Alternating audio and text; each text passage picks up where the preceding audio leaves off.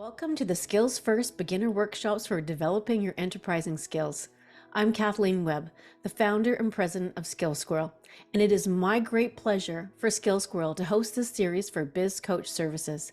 Today is our second session, which is a career soft skills primer. This presentation will introduce you to concepts that will help you build your personal brand by giving you insights in developing good social and work habits. Our presenter from Biz Coach Services is Vern Vitour. Vern has more than 35 years of experience providing small business coaching, training, and consulting. His many accomplishments include presenting small business, life, and career planning workshops for the cities of Toronto, Mississauga, St. Catharines, various colleges and universities, and many nonprofits and Indigenous organizations. He has also adjudicated and provided training for business pitch competitions, and he has held senior operation and marketing management positions with major franchises. Plus, Vern won a major national award in best practices in youth entrepreneurship training in Canada. Over to you, Vern. Thanks, Kathleen. It's a pleasure to meet everyone and to present this workshop on soft skills primer, specifically for career skill building. So this is a couple of basic workshops starting out and working towards potentially employment and or self-employment. So I'll just turn on my screen here.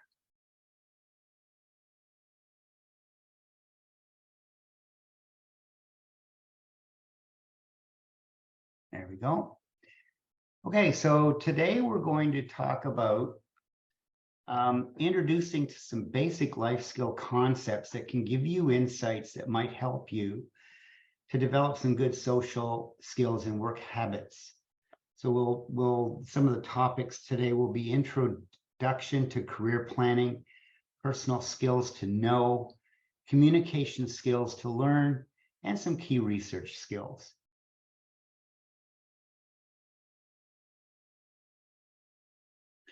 It's interesting that a boxer who's turned philosopher basically mentions the fact that we all have a plan, but until you get punched in the face, then all of a sudden your plan can potentially fall apart. But the idea is that if you do have a plan, you need to practice, you need to develop, you need to research, you need to figure out what it is that you would like to do, whether it be a life process or a business or, well, anything really.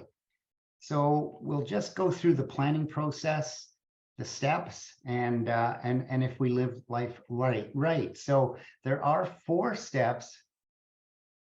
I mean, it depends where you look, but there's pretty well 4 steps to career planning. And so the first step would be self-assessment, interests, values, skills, personality, quizzes, tools, SWOT analysis, gap analysis, and career interests and work preferences. The second part is that we do research. So we need to research keywords, occupational codes, job and career descriptions, industry research and trends, labor market information, pay scales, associations, contacts, education, and certification planning. The next step would be to actually do the action planning.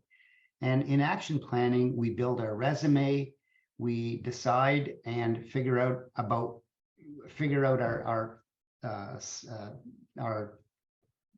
spot in life in terms of our job readiness, learn to make cover letters, informational interviews, which I find is one of the best ways to get a job, is to actually do informational interviews, and also building contact lists and making contacts. You'll probably find that,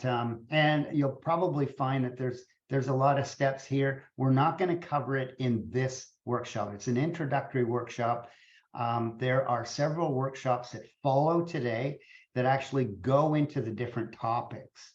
So we do have a section and a workshop on self-assessment, another one on research, another one on action planning. And of course, the 4th step would be implementation, where we do networking, build up our contacts, relationship building, and execution. So if we live life right, you can actually enjoy it 3 times. Number 1, dream big. You know, when we're young, we should think about all those dreams that we have. That's why we have that vision board exercise workshop. So we want to dream big, then we want to live it, live our lives, live as large as we can. And then as we get older and we retire, etc., now we can enjoy our memories. So if you live life right, you live it 3 times. But the point is that are you living your dreams? And don't forget, life happens while you're in the middle of making plans. So even though we plan out our lives, it sometimes doesn't go exactly how we want.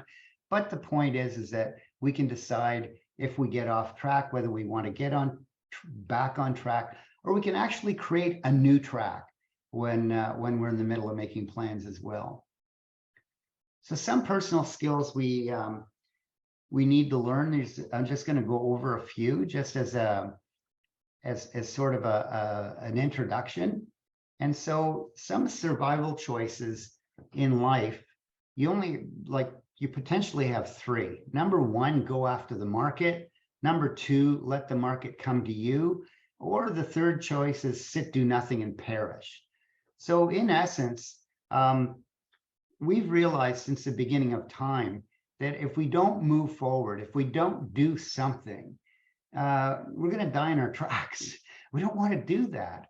And so what we need to do is either go after something or learn to garden. And what I mean, I'm using that in a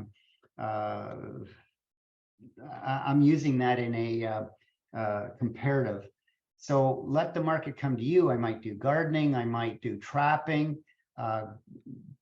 If I use it in modern terms, I can put out advertisements, placements, Facebook posts, what have you, and or job posts. I can answer to them, and then I let the market come to me, or I can go after the market, and I have to set a course in terms of what my direction is going to be.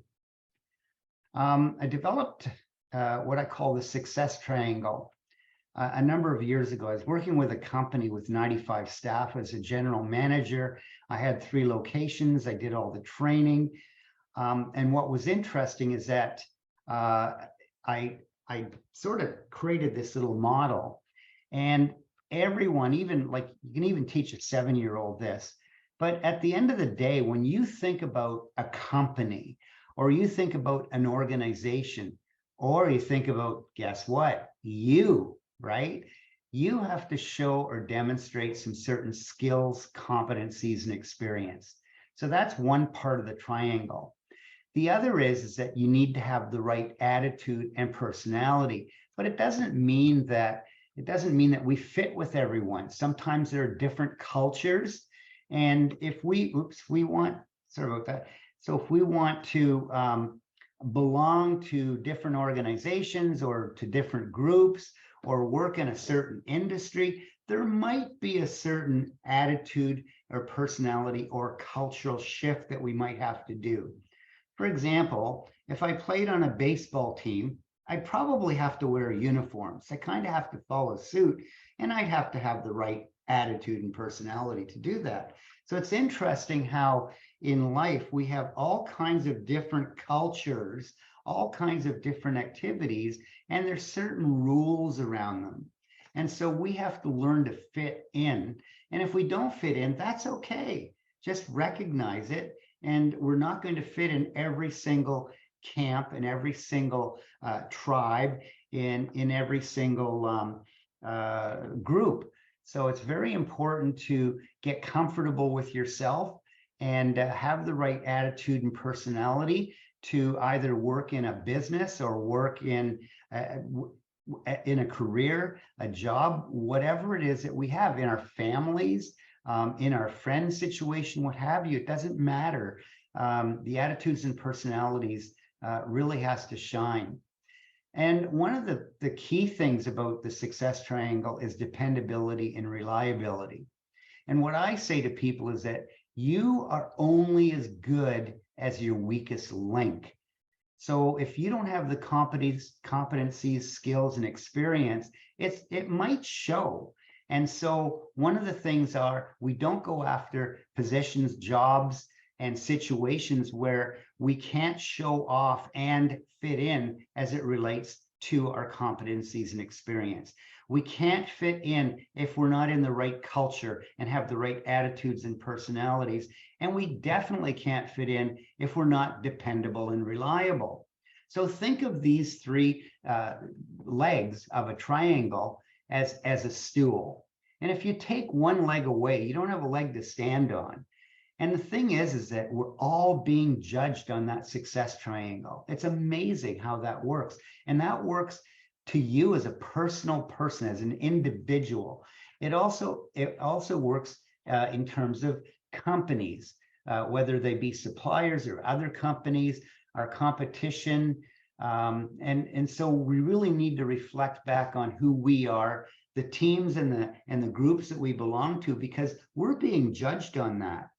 Just to give you an example, if you were to think of a retail store that you really like, or a product or a service that you really like, you probably use that product and you probably use that service because they have the right skills, they have the right competencies, they have the right approach to their customers. On the other hand, you'll probably find that if they have the right approach, they have the right attitude and personality, there's a fit with you as an individual. And likely they're dependable and they're reliable. And that's why you like that company, or that's why you like working with them. A company is judged on not only the overall company, but the individuals working in that company. It's amazing how if you think of a company or an individual that you don't like, friends, relatives, a person working in a company, the minute you establish the fact that there's something that you don't like, I can almost guarantee it's going to be one of these three legs of the stool, right? They're either not demonstrating competencies and experience, or they don't have the right attitude and personality, or they're not dependable and reliable. And so once you break one of those legs on that three-legged stool and you don't have a leg to stand on, the only way that I can save that relationship, or the only way you can save the relationship, is by fixing the broken leg. So even a 7-year-old can figure out, you can teach a 7-year-old about the success triangle. And if they're not up to snuff, they're not up to standard, or they're faltering in some way, they can actually figure it out themselves. They either don't have enough skills or experience, or they don't have the right personality and the right attitude, or they're not dependable and reliable. Fix any of those three legs, or fix all three legs, and I can guarantee that you'll become more successful in life. So who owns the success triangle? Who owns your personality style and the skills that you bring to the table and the dependability and reliability? You do, no one else. And so if you're part of a team, then the whole team can be viewed the wrong way as well. I'll go to the next slide, and I want to talk to you about and introduce you to the 7 habits of highly effective people. Now, Stephen Covey wrote the book, and it was actually written in 1989, believe it or not. So that's a long time ago. But even though he wrote that a long time ago, I really think that this is one of the benchmarks as it relates to relationships with people, how we conduct ourselves. And what was interesting is that I worked for years before this book was written. And when I finally got around to when it was introduced and I read it, I was absolutely surprised, because I said, my goodness, I should have written this, because I had developed some really good habits working with companies. At the age of 23, I was managing about, I don't know, anywhere from, initially 18 stores, and in 3 years we had 53 franchise stores that I was working for. And I was actually practicing these 7 habits without even knowing that they existed. So that's kind of how I got myself organized and what have you. So I'll just go over quickly the 7 habits. And the first one is to be proactive. So sometimes people are reactive. they get offended, or somebody throws something at them and they react in the wrong way. So one of the things that you want to do is, instead of being reactive, we have to learn to be proactive. And I'll go down to one of the other habits. First seek to understand, then be understood. So if somebody caught me off guard, maybe insulted me or what have you, instead of being reactive, I'd be proactive. And I go to habit number 5, I believe. I should have numbered them, I'm sorry. But first seek to understand and then be understood. So rather than react and go on the defense or go on the offensive, I would basically say, well, why do you feel that way? Right? First seek to understand, then be understood. Right? So why do you feel that way? So the second habit is beginning with the end in mind. So it's interesting. Beginning with the end in mind can be as short as a few seconds to a lifetime. So when we decide or we plan something, we can plan things in steps. There's things that just come up that we can't plan for. So for example, and I hate to use this as an example, but if the phone rang right now and I might have to answer it, I might not have to answer it. Thankfully, I don't have my phone turned on, but the point is that if my phone rang and it was the prime minister or the president of a country, or there was something that was really important and pressing that I absolutely had to answer the phone for, then I would have to make up my mind to either answer it or not answer it. So I have to think about the steps. If you decide that you're going to take this workshop today, and you did sign up, thank you very much. You began with the end in mind. You book the appointment, you book the time, and now you're here. So once you're here, you've actually logged in and you're here. Now, at the end of the workshop, you might have to go to the grocery store, or you might have to go to your job, or you might have to go somewhere. Maybe you're planning something for the weekend. But the point is that you plan all those steps and then you have to execute it, which brings us to the next habit, putting first things first. So we have to prioritize what we're going to do. And there are things that are wastes of time. There are things that we need to put first before other things. And then going back to beginning with the end in mind, if I decided I needed to go somewhere downtown Toronto, and I got on the highway, or I got on a bus or a subway, and there happened to be a detour, am I going to stop and go back home? No, the end in mind is getting to my destination. So if there's a detour, I go with the detour, but at the end of the day, I will reach that goal, right? So I'm putting first things first in that case. The next habit number 4, is think win-win. So if you're offered a job, or you are in business and you have potentially a prospect and they want or would like you to sign a contract with them, and you're negotiating, you really have to think win-win. You have to know in your heart, your personality, and what you're willing to accept and not willing to accept. So we want to make sure that I win and that the other person wins as well. So if we're not thinking win-win, and potentially it's a win-lose situation, I won't work with a client. For example, I'm a coaching consultant and a trainer, but I will not work with a client that I don't feel can benefit from my time. If a person can't benefit from my time, then it's not a win-win situation. So why would I want to waste my time? Like, I might feel good about it, but at the end of the day, the person that is supposed to get the benefit is not going to get any benefit. Why would I do it? Why would I do it? So I need to think win-win. I'll walk away from situations or somebody will lowball me on getting a quotation. They'll want more for less, and I can't do it. I know when I have to say no. And so I have to make sure that everyone wins. And when I'm delivering training programs for organizations, I have to think win, win, win. There has to be benefit for me. There has to be benefit for the organization that I'm representing. And there has to be benefit for the person that's actually a participant in the program. So if I can't get that win, win, win, I won't do it. It's simple as that. And it's the same with the job.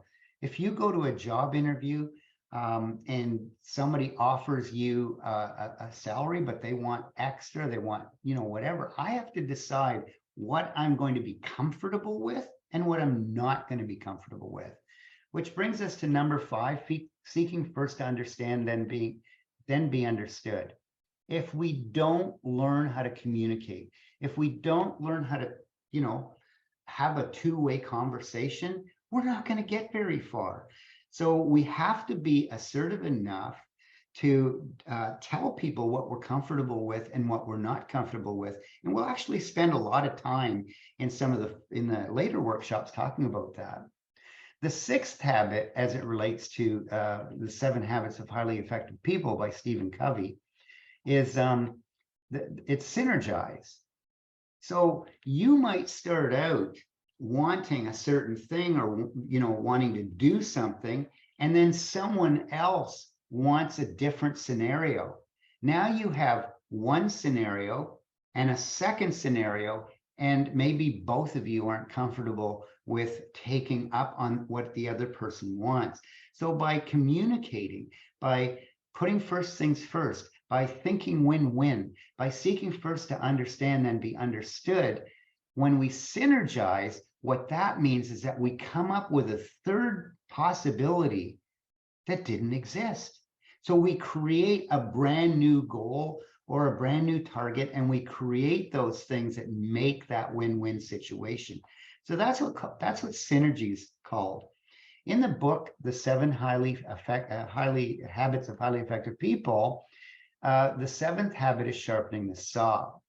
Interestingly, with the 7th habit, it's actually going over the first 6 each and every day, so that we can analyze and we can reflect on our day, on our week, on our month, on our year, to actually say, okay, well, these are the habits that I used and developed. These are the ones that I didn't use, and this is how I can sharpen the saw. This is how I can sharpen my approach in the future, what have you. Stephen Covey went ahead and wrote another book after this called The 8th Habit. It's a great book to read as well. The 8th Habit talks about EQ, or emotional intelligence. So it sort of gives you that insight on how to show that maturity and that patience in terms of moving forward and developing relationships. I thought the 8th habit was pretty good as well. I'll just quickly show you the 7 habits. Boy, I should have been open right to that page. But I actually have a handout. We have a handout that we're going to present at the end of the workshop. Plus, we're going to post it on the chat. And it's all the links that I talk about in our presentations. So you'll have the links, and you can actually go and check out those links. The next book that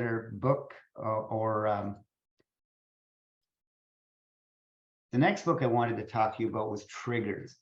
And what's interesting about Triggers is a great book. It's by Dr. Marshall Goldsmith. I met him in 2015 or 16 at a convention. I spoke with him, but he made a presentation. I bought the book. I love the book. It's excellent. It talks about not only triggers, but how to actually improve your life from some of the negative things that happen in your life.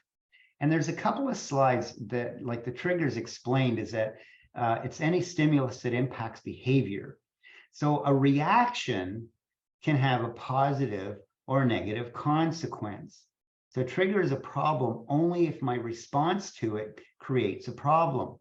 So this one slide I'm just going to show you. I'd love you to buy the book, or I'm not paid to promote the book, but since I'm using the information, I love to promote it only because there's some very useful information. So one of the things that I've noticed is that, and if you look at this little diagram here, I'm just going to explain something.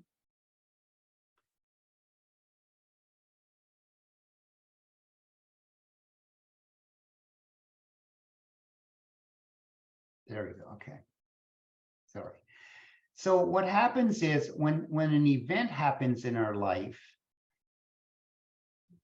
And sometimes we have negative behaviors because of the way we were brought up or our environment, or maybe people have been testy in the past, or I might have mood swings, or I might have, like in some cases, I do these workshops for people that potentially have, have had addiction issues or mental health issues.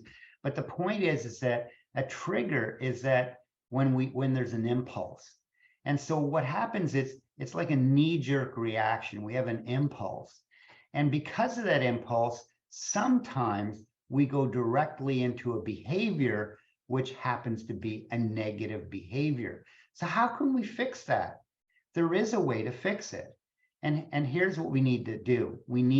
Once we realize, and there's a big difference here, we have to realize that we're being triggered.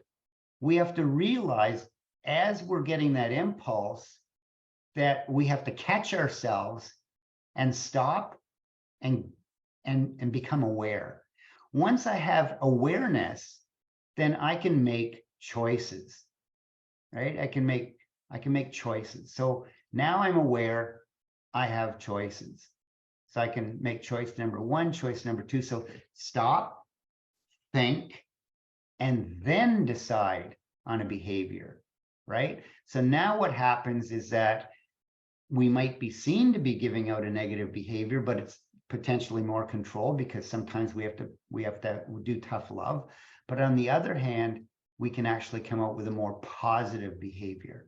And so I love this chart because it gives us a chance to express ourselves and to learn how to respond to potentially negative things, which goes back to the 7 habits of highly effective people, where we become proactive instead of reactive.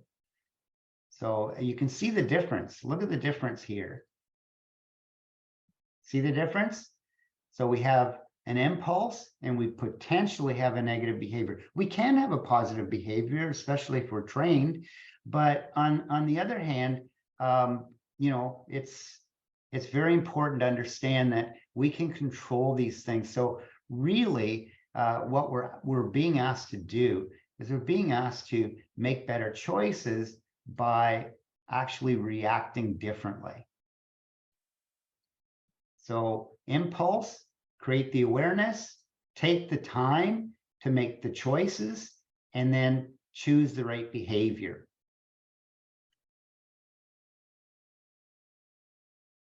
So again, on the internet, oops, sorry, one sec. So on the internet, we have triggers. And so this is a book by Marshall Goldsmith. You can get them at any bookstore. By the way, I don't get paid for this. I just like to share information, and we'll share the sources later. Thank you for that. Okay. Now, the next thing I'd like to show you, and this is important. I know this is a life skill that a lot of people don't seem to have or understand. And so if you run a business, or you run a household, or you run a small company, or you run a large company, or you run a city or a province or a country, at the end of the day, these are the critical tips for managing money. And you can teach this from any child from 4 years old or even 3 years old and up. And the problem is that most schools and most learning institutions don't really teach this to us unless we take specialized courses. You don't need a PhD in mathematics. You don't need an accounting degree. You don't need an MBA. Okay? It's just 3 simple things. And as a coach and consultant, I had a really good run back in the 80s. I actually lived in Nova Scotia for 10 years. And I did work, I did projects for the government where I actually did business turnarounds. Businesses that were literally going to crash and burn and potentially go bankrupt. My job was to walk in to take over and or work with the owner in order to bring everything back up and save the company. And I worked a few projects and they were very successful. And I do want to mention something, and that is that you only have 3 choices. You only have, there's no other choices to make. So it can be a problem because when you're in a situation, I'm sure that maybe some of you have experienced it, but where you have a cash crunch. I don't have enough money to cover my expenses or whatever. So I do have 3 choices. So the first choice is to increase our revenue. That's the first choice. Increase our revenue, okay? The second choice is to decrease expenses.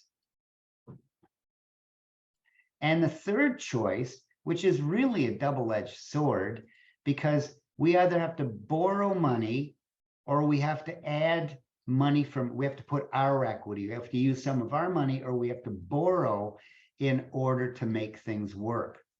So it's a double-edged sword. It's a check mark, but it's a double-edged sword because at the end of the day, I need to earn that money back. So it's interesting that these are used in a cash flow, for a cash flow perspective. And in every single business that was going under or potentially going bankrupt, the owner could not decrease their expenses anymore, not one iota. And as for borrowing, they had no credit.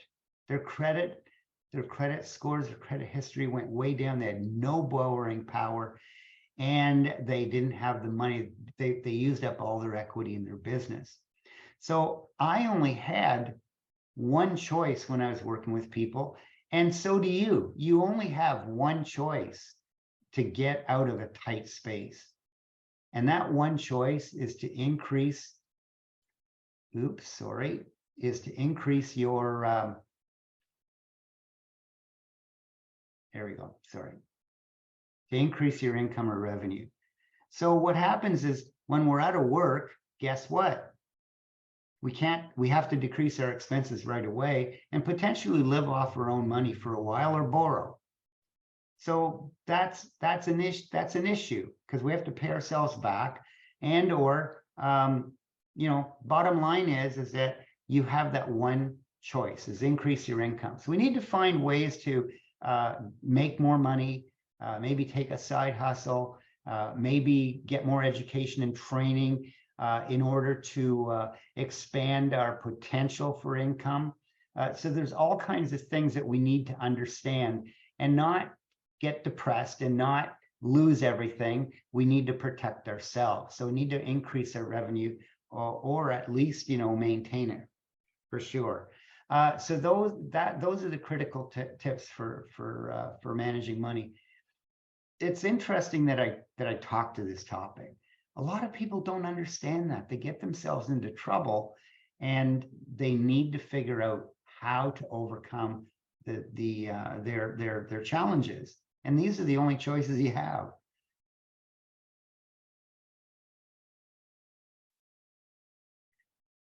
So as it relates to moving forward in life, communications is such a huge, it's a huge, here I am choking and sputtering on my communication skills. It's terrible. But on the other hand, I'll pick myself up and I'll basically say, listen, you have to learn to communicate one way or the other. So we either do it verbally, we do it in writing, we have to learn to engage and speak to people. So here's a couple of ways that we can do that. Roger Love he's actually a speech therapist, and he actually has courses, and there's some freebies, some actual freebies that he has. And he teaches you, I'll just go to his website here real quick, just to show you. Hang on, I got to turn that off. Sorry about that. There we go.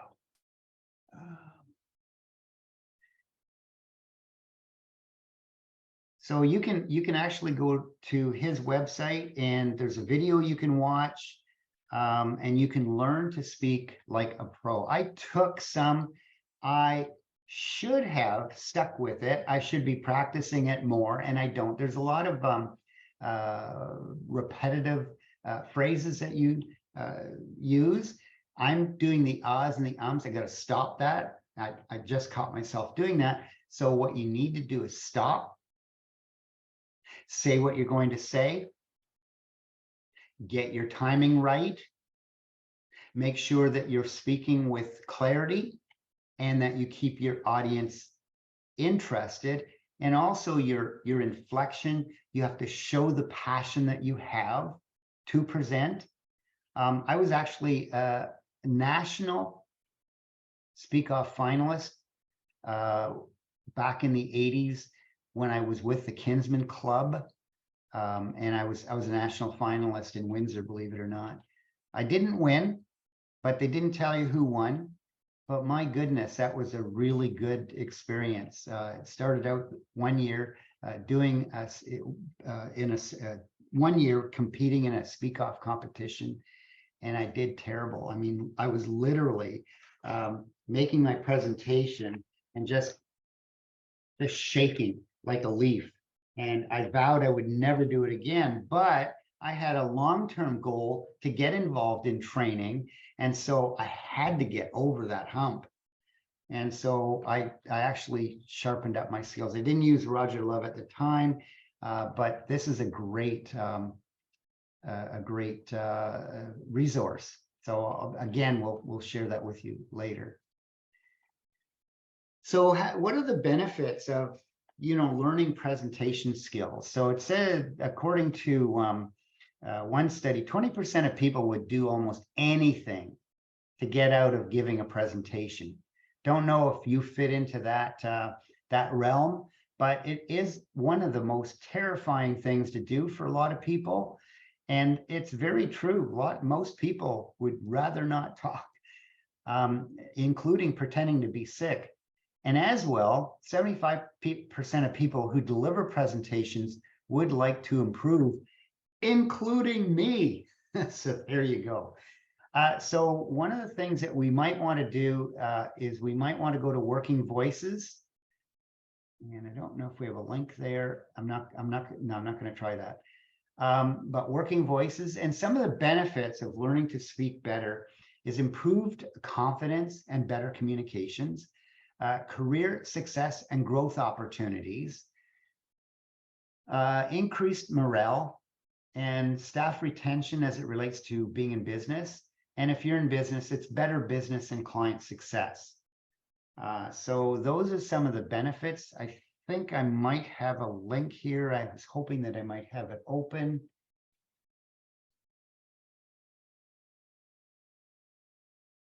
There it is. So this is a working, I have a link to this. So some of the benefits, and there's some really good talks here and more information about moving forward. I'll just pull these out of here, open on my, so there we go. Okay, and I'll just turn that off. And the next one I wanted to speak about was Amy Cuddy. And so I'll just go back to my PowerPoint presentation. So Amy is a social psychologist, and she talks about power posing. And it's like 20 minutes long. She's had over, I don't remember, maybe millions of views. I don't know if it's 6 million or 62 million, but I know that it's extremely, it's a high number. And she talks about how people can learn to present better by doing power posing. She talks about verbals and non-verbals, power dynamics. She talks about the impact of cortisol and testosterone on your stress and dominance. And she actually shows some power poses and hacks to improve your personal power. And she goes on to say that when she learned to do this, somebody told her that she should learn to fake it until she makes it. But she actually learned after doing this a number of times that you have to fake it till you become it.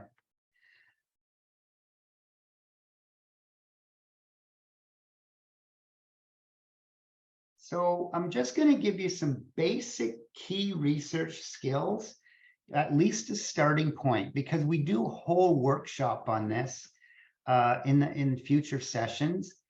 And here's what we have. So the first thing that you need to do, whether you're an individual or a company or what have you, you really need to do a SWOT analysis. You have to identify what your strengths are, and you have to be brutally honest about yourself, about your company, about people around you, but it's more of a focus on yourself. So your personal strengths and weaknesses, those are internal. Those are the things that you can control, no one else. So what is it about you that would put you in a great position that you actually have to present? What are your skill levels? If you were to apply for a job, you would make a list of the strengths that you have as it relates to that job position and the job description. If you were to apply for a job, you would also list the weaknesses. What you want to do is list the weaknesses and then think about, how am I going to address that? So if I have a lack of resources, then what will you do about it? So those are internal. External, you and I can't control that. I can't control SARS. I can't control the weather. I can't control the value of the dollar going up and down. I can't control international borders and war. I can't control those things. I can't control COVID, right? But there's opportunities as a result. COVID happened, and look, we're online today.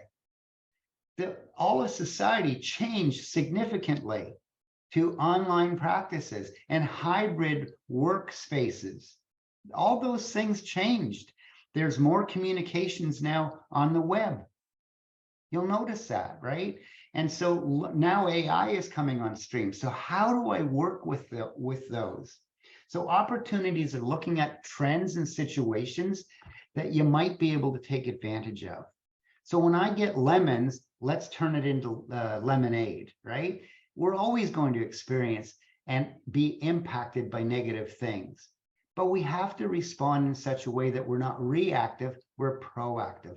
Remember the 7 habits of highly effective people that we talked about earlier? And now we've got threats. Threats happen, things come up. There's competition that we have to deal with.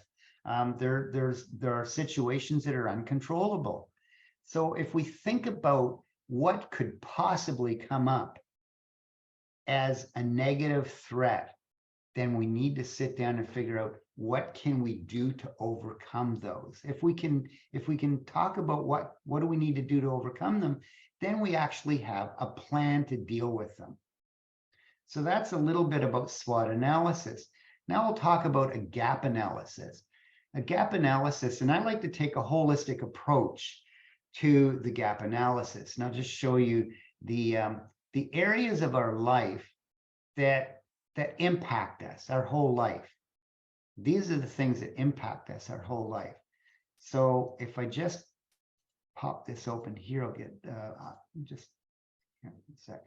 Okay, so what we're actually doing is we have a chart where we take a look at, what's my situation now, where would you like to be in the future, and what's missing. So that's a gap analysis.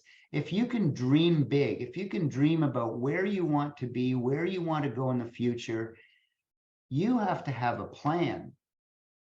But before you can make a plan, you have to know what it is that you want.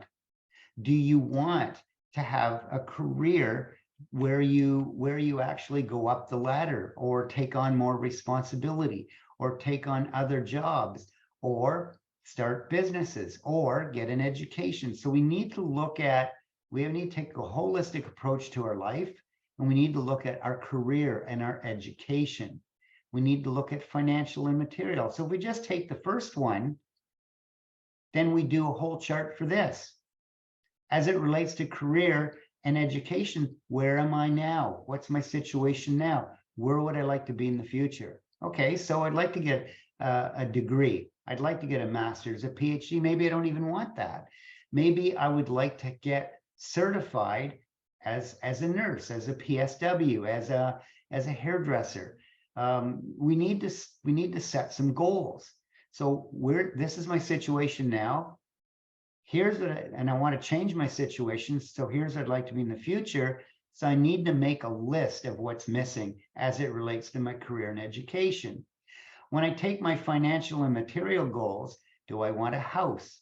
Do I want a cottage? Do I want to travel? What are some things that I would like to accomplish in my life? How much money do I want? Do I want to think about retirement and how much money I'll have at retirement? Those are the things that I have to think about. So again, I have to look at my situation now. What's my situation now? What does that look like in the future? And then what's missing? I have to make a list of what's missing and what I need to get there. So this is a gap analysis and a chart to help us think about how we would like to grow in these different areas of our life. That's why I like a holistic perspective. I actually do classes where we do life planning, life and career planning. And this is the process that I use. Now we look at family and friends.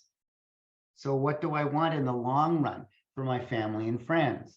So maybe I haven't started a family. Maybe I have a family and I want to focus on looking after the grandkids and having fun with them, or maybe I want to travel or what have you. So at the end of the day, when I look at family and friends, what's your situation now? Where do I need to be in the future? And what's missing? That's why we have a workshop for vision boards. Now we look at our public and social life. And I know that I'm repeating myself, but for public and social life, what is it that I want for my social life?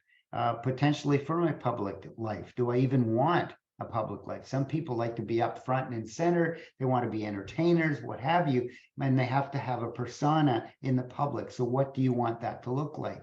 So again, what's my situation now? Where do I want to be in the future? What's missing? And what do I need to get there?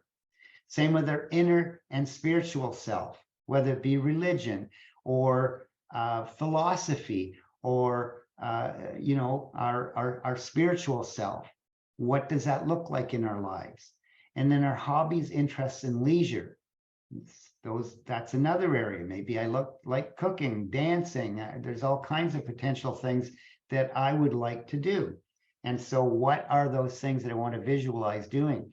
And that helps us to take aim at what we want out of life. And maybe we can even talk about that as it relates to business or as it relates to career. We need to actually go through some sort of research, and some of our workshops later will go into detail about that.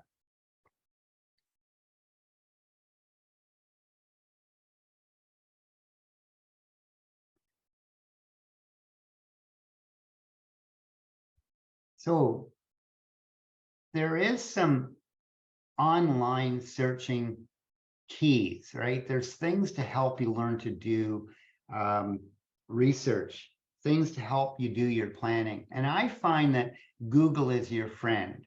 I've done major marketing and development projects in Dubai and France and UK, Dominican Republic, a number of companies, to name a few. And Google was my friend. I was able to do all my research. I used to spend a lot of time in the 90s doing research with clients for businesses. And I would actually go to the Metro Reference Library in downtown Toronto. That was my second home because I would always meet with my clients there and show them how to do research. And it was amazing. Everything was there that you needed. Nowadays, go to the reference section of a library and go and talk to somebody at a desk, and you know what they're going to tell you? Go online. Right? So it's amazing how things have changed to the internet, to online work.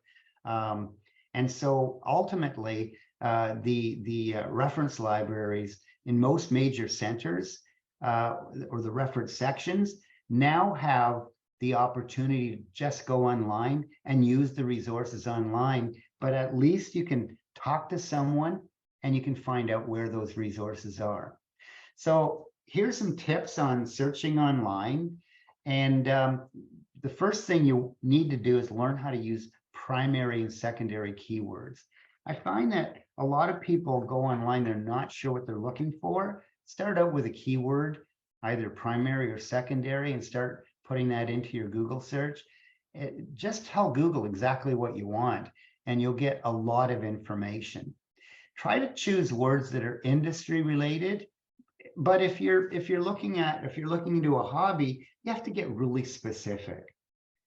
Then what happens is when you ask for something online, you'll see a number of drop-down menus that people also ask, right? So it's interesting because you might end up going on a tangent. So one of the things about Stephen Covey's 7 Habits of Highly Effective People is first things first. So when you go online to do a search and you use a keyword, stay on task, because sometimes we get off on a tangent and we end up accomplishing nothing. I can do research for a career. I can do research for a business, and usually inside of 2 hours. It's funny, I train it. We do, in fact, one of the business workshops or courses that I do online includes doing research. We spend 2 days or 6 hours showing everyone how to do research. It's a process. All the steps are there, and yet people get online and they end up going in every darn direction. Pardon me, but every darn direction. So it can be a challenge, but you got to catch yourself and stay focused. First things first, right? Also, save and bookmark, like open a folder on the internet and actually name the folder whatever you're researching. And then everything that you see, you can save and bookmark it and come back to later. Because if you end up doing a research paper, or you end up doing some sort of a proposal, you can use all these links to go back and put it in your appendices, put it in your bibliography. You can quote from these sources, so you have access to them because you save them, and that's probably a good thing to do. You can also copy and paste information. So if you copy and paste information, and you'll see the handout that we give you at the end that we make available, and it's called the resources for this workshop. So it actually has, this is the information, and here's the URL. So if you can copy the URL, then you have the source, and you can always go back to it. If you need maps, use maps. Choose maps on your Google search. And again, you can take snippets or pictures of those sites. If you're looking for business plans or products, you can go to images, you can go to videos, and then you can actually see some visual representations of the information you're looking for. I find that really helpful too. If you're looking for demonstrations or whatever, select videos. There's all kinds of information to help you out. And again, I tell you, Google's your friend. I love it. I mean, I've used it for, at least 20 years or since Google's been out. But it's absolutely, for me, it's the standard to use. There are other websites and search domains, search engines, and what have you. I don't waste my time with anyone else. But then again, I'm so used to this, and I get the information I need in a heartbeat. There's other databases that can be valuable through member associations. So it's interesting, if you're in a certain industry that you're doing research on, then consider looking at the associations in that industry, because a lot of associations have links. It's interesting that they have links to information, and they have resource centers. The next slide, hang on, and this is the last slide. And so basically, there are career and search business tools, and these are some of them. I'll just leave the list with you. I don't want to go through. I'll read the list, but I'm not gonna spend any time, because we're pretty well run out of time now. We're really short on time. But in essence, our future workshops, you'll find that we're going to cover these in detail and demonstrate them. So for job positions, you can go to the National Occupational Classification. For companies, we can search the NAICS codes. which are North American Industrial Classification System. For industry statistics, hey, go to Google, whatever industry you're in, and just type in industry statistics in dentistry, in social work, in automotive, or whatever industry you're in, and just type it in. It's amazing. You'll get the information instantly. Industry trends, we can use industry and statistics and trends, and again, use the keyword. Then we want to find out what associations are linked to the keywords that we're using or the industry. Then we do trade shows. I'm going to tell you this, one trade show is worth, if you can go to a trade show, one trade show is worth 6 months of intensive research. The reason, you're gonna hobnob and rub shoulders with people in the industries. There's usually presentations and or booths, and you're gonna get all the latest information, everything that's coming up new. You're gonna learn all the buzzwords in the industry, and you're gonna create relationships, or at least contacts of people that we want to meet in the industry. And for labor information, Ontario and Canada, both Ontario and Canada, have excellent labor market information. Again, just type it in for your industry and you'll get to it. Also, education needed. So if you know what the job or the career path, or you're a company, you're developing all your job descriptions, you're going to use the knock codes, and you're going to actually find out what education is needed, plus the pay scales. And you can also type in the possible companies to approach. So in our later workshops, we're going to actually dig into that way deeper. I'm not trying to sell the workshops. I have a list. I mean, some of you can just take this list and you're on your way. And that's it. So any questions we can type into the chat. Thank you.